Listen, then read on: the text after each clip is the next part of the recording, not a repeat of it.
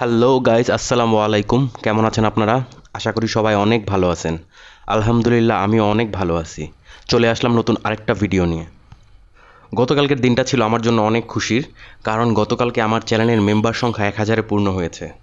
আল্লাহকে লাখ লাখ শুক্রিয়া, এবং আপনারা এই সাপোর্ট দিয়ে আমার পাশে থাকার জন্য আপনাদেরকেও অসংখ্য ধন্যবাদ। আমি অনেক কৃতজ্ঞ।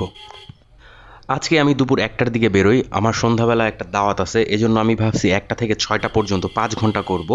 আর 5 ঘন্টায় যেভাবেই হোক আমার টার্গেট পূরণ করতে হবে। আচ্ছা, প্রতি শুক্রবার আমি আমার বাইকের যে চেন আছে ওটার মধ্যে মতুলের যে চেইনের স্প্রে, ওটা আমি স্প্রে করি। চলেন আপনাদেরকে একটু দেখাই। এটা আমি কিনছিলাম 160 টাকা দিয়ে। এটা চেনে স্প্রে করলে যে সাউন্ডটা হয় ওই সাউন্ডটা হয় নাই। গতকালকে যেহেতু বৃষ্টি পড়ছে, হয়তো বা চেনে পানি ঢুকছে, এই জন্য চেনটা খড়খড় সাউন্ড করতেছিল। আমি এটা দিয়ে নিলাম। এটা দিলে ভালোই লাগে, চেনটা লাস্টিং করে এবং সাউন্ডও কম আসে। চলেন তাহলে ভিডিওটা শুরু করি। আজ মে মাসের 24 তারিখ, রোজ শুক্রবার, সময় এখন দুপুর 1টা। আমি প্রথম রিকোয়েস্টটা পাই পাঠাও অ্যাপে। এক ভাইয়াকে নিয়ে যেতে হবে জনসন রোড থেকে মাল্টিপ্ল্যান সেন্টার। ওনার ভাড়া আসছিল 130 টাকা, আর ওনার 22 টাকার মতো ডিসকাউন্ট ছিল। উনি আমাকে 110 টাকা দিলেন। তাকে নিয়ে যেতে আমার সময় লাগছিল প্রায় 20 মিনিটের মতো। এরপর নামাজের শেষে আমি আরেকটা ট্রিপ ধরি। বাটা সিগন্যাল থেকে আরেক ভাইয়াকে নিয়ে যেতে হবে উত্তরা। উত্তরা নিয়ে যাওয়ার পথে আমি খিলক্ষেত থেকে 250 টাকার তেল ভরে নিই। আর সেই ভাইয়ার ডেস্টিনেশন ছিল জমজম টাওয়ার। আর ওনার রিকোয়েস্টটা আসে ইনড্রাইভ অ্যাপে। ভাড়া দেখাচ্ছিল 205 টাকা। আর উত্তরার দূরত্ব ছিল ওনার ডেস্টিনেশন থেকে 21 কিলোমিটার। পার কিলোমিটার মানে 10 টাকারও কম পাইছি। আর উনি যেহেতু 1.5-2 কিলোমিটার সামনে যায় নামছিল, উনি আমার 220 টাকা দিছে, 15 টাকা বাড়ায় দিছে। ওই ভাইকে ড্রপ করার পর আমি ভাবতেছিলাম যে হয়তো আর কোনো রিকোয়েস্ট পাবো না, উত্তরা থেকে খালি যেতে হবে। তখন হঠাৎ করে একটা পাঠাওতে পার্সেল রিকোয়েস্ট আসে। ওই পার্সেল কালেক্ট করি আমি উত্তরা 10 নম্বর সেক্টর থেকে। যখন ভাইয়াটা আমারে ফোন দেয়, সে আমাকে বলতেছে যে 2 নাম্বার বাসায় যাইতে। আমি বললাম যে ভাইয়া, আমি 2 নাম্বার বাসার সামনেই আছি, আপনি পাঠান, আপনি নামেন। তখন সে আমাকে বলতেছে, ভাই বেশি কথা বললেন না, ভিতরে যান। আমি কি করব, ভিতরে গেলাম। ভিতরে যেয়ে দারোয়ান রে বললাম, দারোয়ান পরে ভিতর থেকে আবার পার্সেলটা নিয়ে আসলো। আর ওইটা নিয়ে ডেলিভার করতে হবে আপনার বসুন্ধরা রেসিডেন্সিয়াল এরিয়াতে। ডিস্টেন্স ছিল 14 কিলোমিটার। ভাড়া আসছিল 200 টাকা, পাঠাও কমিশন যায় 40 টাকা। ওইটা নিয়ে যখন আমি বসুন্ধরা রেসিডেন্সিয়াল এরিয়াতে পৌঁছাই, ওই ভাইয়াকে প্রায় 6-7 বার ফোন দিলাম। উনি বলে যে দারোয়ান আসতেছে আসতেছে। আমি জিজ্ঞেস করলাম বাসা নাম্বার কত, উনি বলল 81। বিশ্বাস করবেন, 81 নাম্বার বাসা খুঁজে পাইতে আমার 20 মিনিট সময় লাগছে, কারণ উনি যেখানে অ্যাড্রেসটা দিছে লোকেশন, সেখানে ওই বাসাই না। তার 2টা মোড় পরে সামনের দিকে।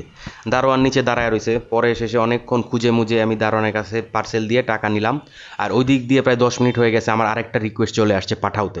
ওই ভাই আবার দাঁড়ায় আছে। যখন ওই ভাইয়ের কাছে গেলাম, উনি আবার জুতা রং করাইতেছিল।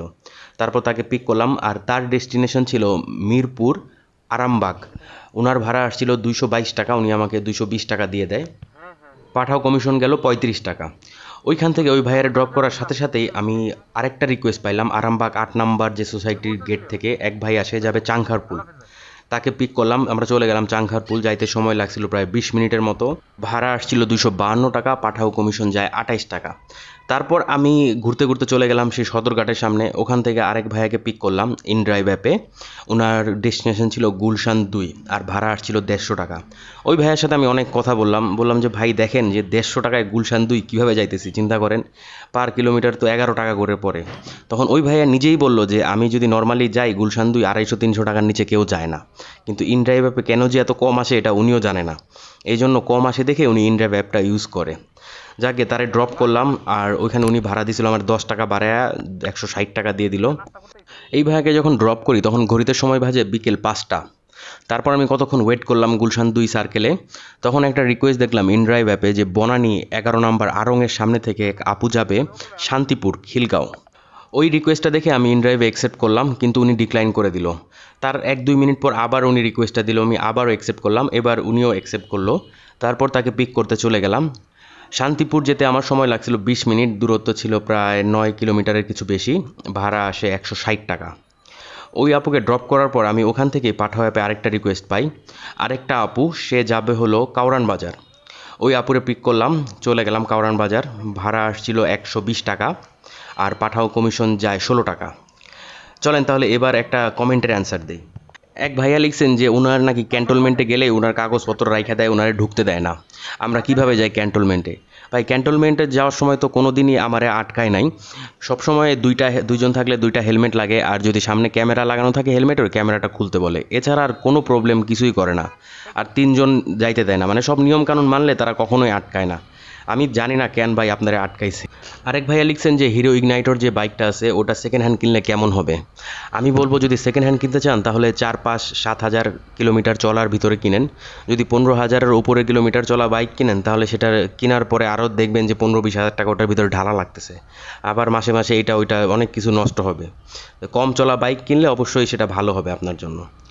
তাহলে চলেন ভিডিওটা এখানেই শেষ করি, চলে আসি হিসেবে। এই আপুকে যখন কারওয়ান বাজার ড্রপ করলাম তখন ঘড়িতে বাজে 6টা 10।